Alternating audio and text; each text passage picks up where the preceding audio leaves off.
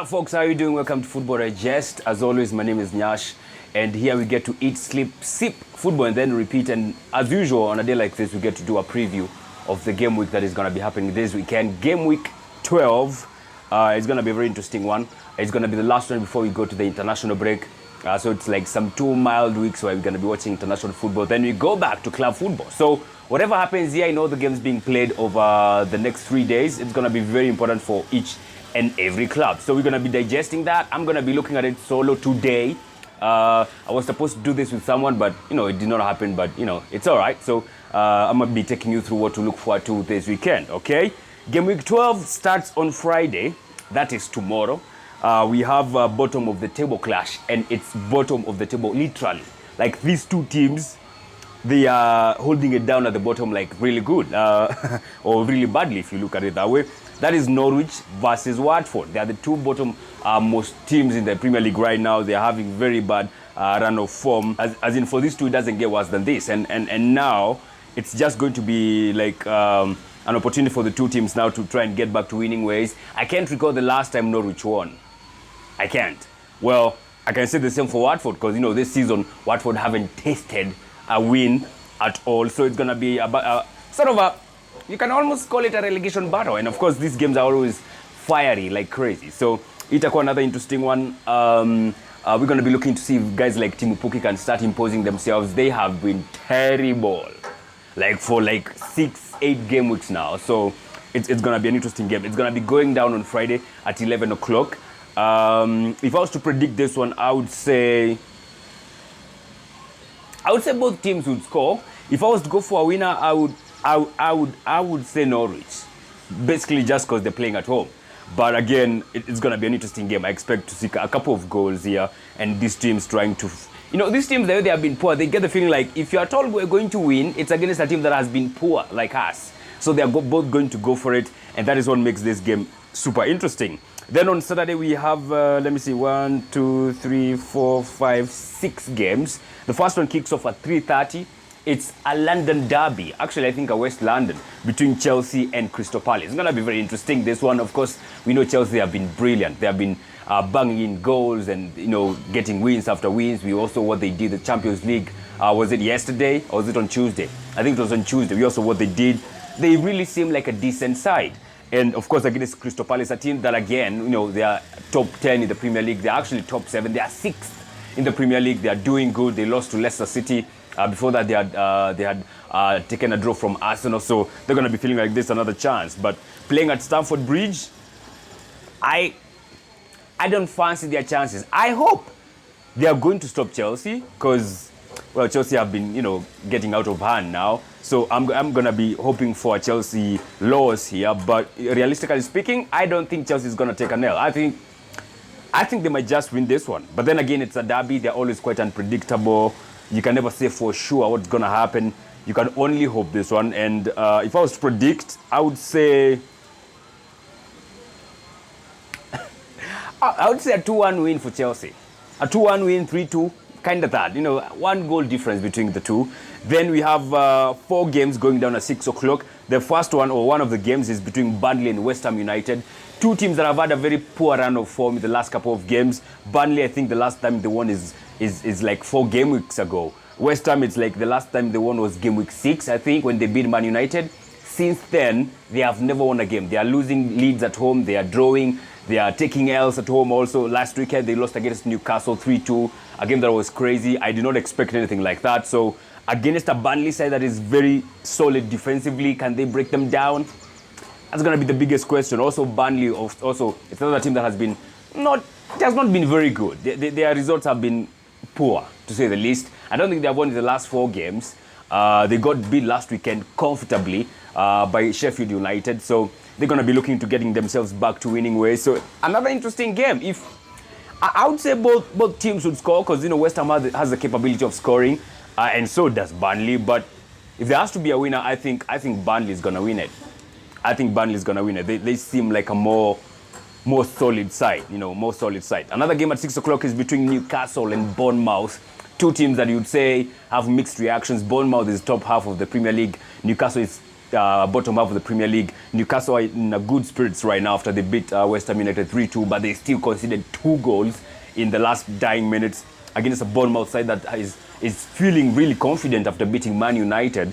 So, man, another interesting clash. And these games, as always, they are super tricky. I cannot call with confidence on who is going to walk away with the 3 points here. Newcastle versus Bournemouth. I'll go for a 2-2 draw.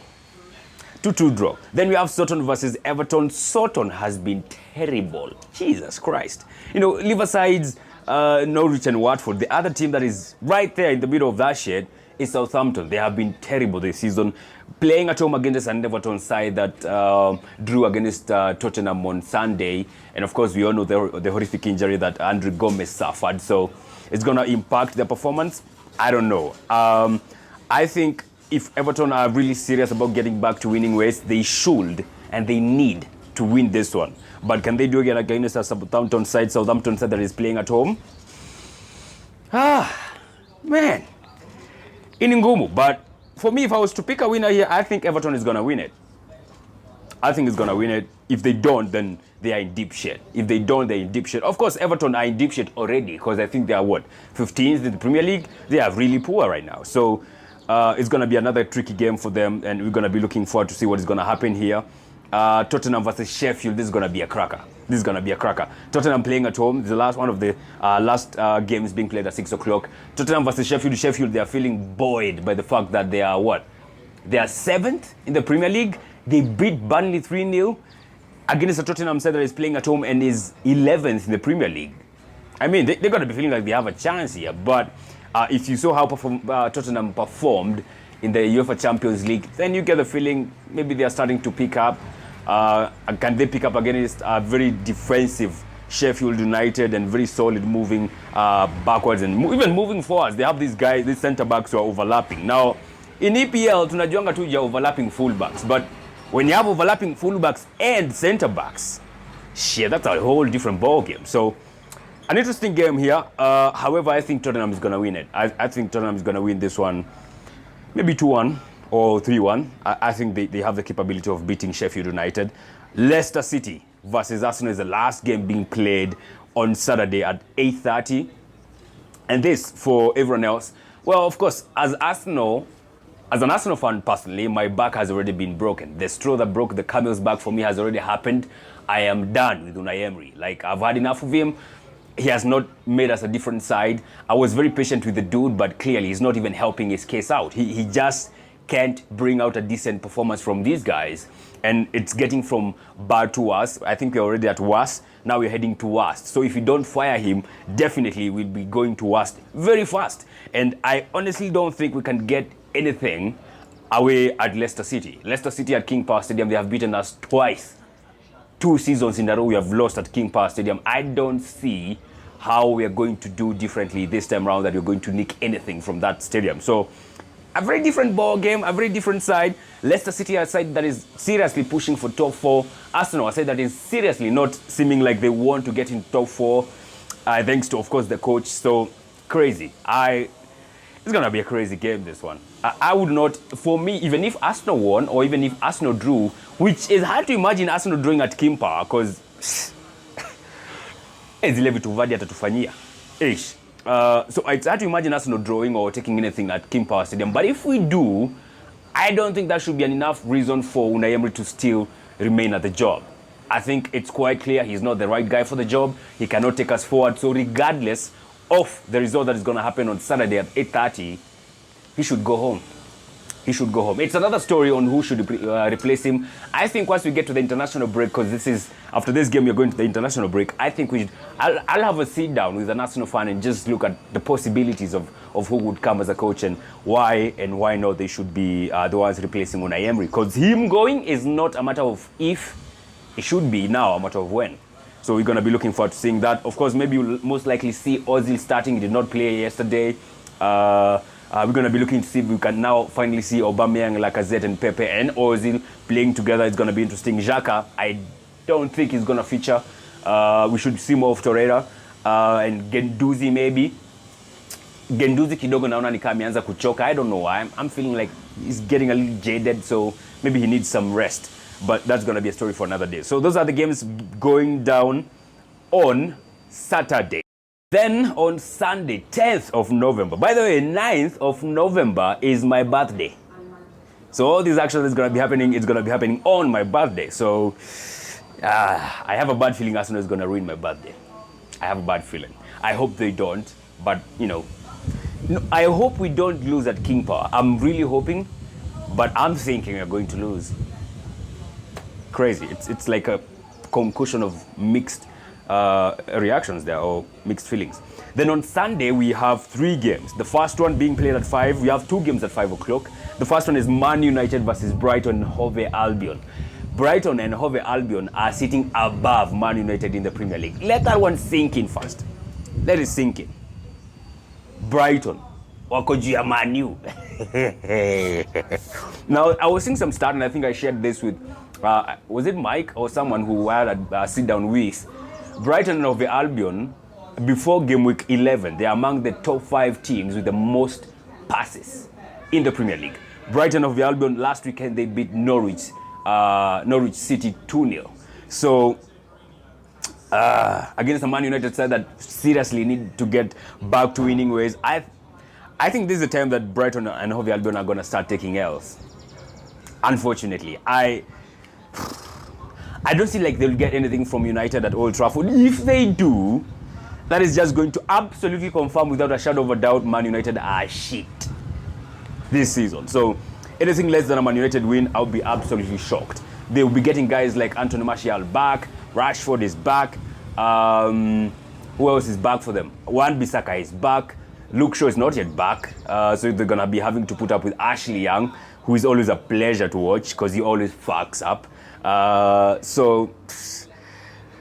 think Man United are going to win that one. Wolves versus Aston Villa. Another interesting game. Aston Villa, of course, they lost last weekend to Liverpool despite putting in a good performance, decent performance. Wolves, on the other hand, they were not that great against Arsenal, but, you know, they got a decent point. So the two teams will be feeling like this is an opportunity that we have of getting something. Wolves will be having played their UEFA Europa League game. They're playing today. I don't know if they're playing at home or away, but regardless, Aston Villa watakuwa tu wameketi the whole week. Wanangoja tu hii mechi. So this game is going to be a tad different, you know. Even for Chelsea against Crystal Palace. Chelsea have been in a grueling match on Tuesday against Ajax. Crystal Palace wamekuwa tu wakirelax. Kina Zaha, kina Milivojevic, kina Andy Townsend. That's what makes these games interesting. The same as Tottenham. Of course, Tottenham, well, they beat comfortably the team they were playing against with. I'm not going to pronounce that team, but they beat them comfortably, so I don't expect them to have difficulties against Sheffield. Unlike Chelsea and unlike Arsenal and unlike United, you know, these teams have been action during the week and the opposition haven't, so it's going to be a different ball game. Wolves versus Aston Villa. Regardless of Wolves playing at Europa League, I still think they're going to get a win against Aston Villa because they're playing at home. Leicester versus Arsenal is something I should have said. Arsenal, of course, we were playing away at Victoria. Leicester City were not. Our majama ametulia tu. And this is why I feel like Leicester City will seriously get into the top 4. Or if they don't, they're just going to miss it by a whisker because they don't have European commitments. These dudes, when you unangangana huko Thursday night football, Wednesday night football, they are not doing anything of that sort. They're just resting, getting ready for you. And when you have guys like Vardy who have rested the whole week, once you have guys like Maddison who have rested the whole week, Ricardo Pereira, Maddison, Ayoze Perez, Yuri Telemans, Ndidi, these guys are going to tear your fucking ass apart. So it's gonna be crazy, man. It's gonna be crazy. I'm not looking forward to that Leicester versus Arsenal game. I'm not. I'll watch it, but oh shit. All right. Then the last game on Sunday is between. It's basically the game of the weekend, the biggest game of the weekend. Liverpool hosting Manchester City. Now, ladies and gentlemen, if there's a game that must be watched by all circumstances, by any circumstances this weekend, it has to be this clash because it's going to be crazy. These two teams, the top two teams, undoubtedly the best two teams in the Premier League right now. Liverpool, of course, they have the upper hand because they are top of the Premier League, 6 points above Manchester City, and that's the sole reason why City cannot afford to lose this game. The last thing they can do is maybe get a draw. But lose, impossible. If at all they want to catch up with Liverpool, especially the contention for the Premier League, they can't afford to take an L. But they're playing against Liverpool, a side that has been super decent this season. They're just getting wins after wins after wins.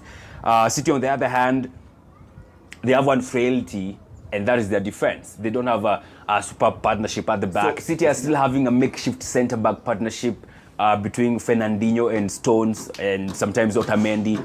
So for that, this is why I feel like for me, Liverpool just have an edge over them, because Liverpool, I mean, their defensive partnership, especially the two centre-backs, has been as solid as fuck. It's Van Dijk and Matip, or Gomez, or Lovren. That partnership has always been there. It's not something new. It's not something that is a makeshift partnership and pairing. So I think on that front, they have an edge over Manchester City. Manchester City, on the other hand, however, of course, attacking-wise, they are as good as any team. They are as good as Liverpool, if you ask me.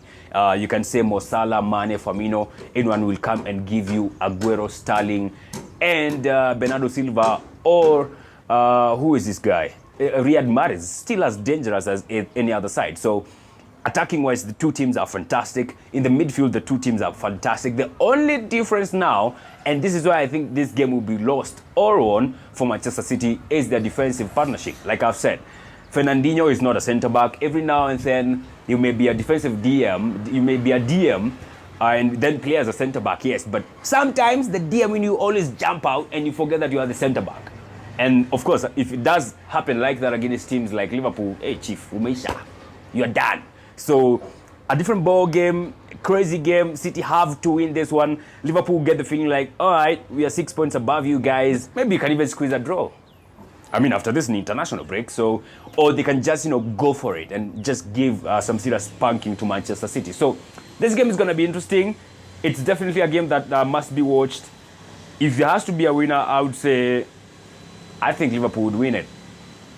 I think Liverpool will win it just because of that edge that they have defensively over Manchester City. So those for me are the predictions. Tell us what you think, especially for the two big games being played this weekend. The Leicester City versus Arsenal game. Who do you think is going to win that one, and what do you think is going to be the scoreline? I think Arsenal is going to get beat. I hope we don't get beat. But that's just the reality. Then Liverpool versus Man City, like I've said, for me, I think Liverpool are going to win it. If I was to give a scoreline, I would say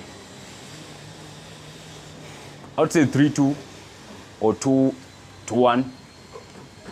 I think City will score. I think both teams will score, but I think Liverpool is going to edge it. So that's it for me. Tell us what you think on your predictions for the two big games, and then you can drop that on the comment section. As always, don't forget to watch, like, and subscribe to our YouTube channel as we keep growing. Have a fantastic weekend.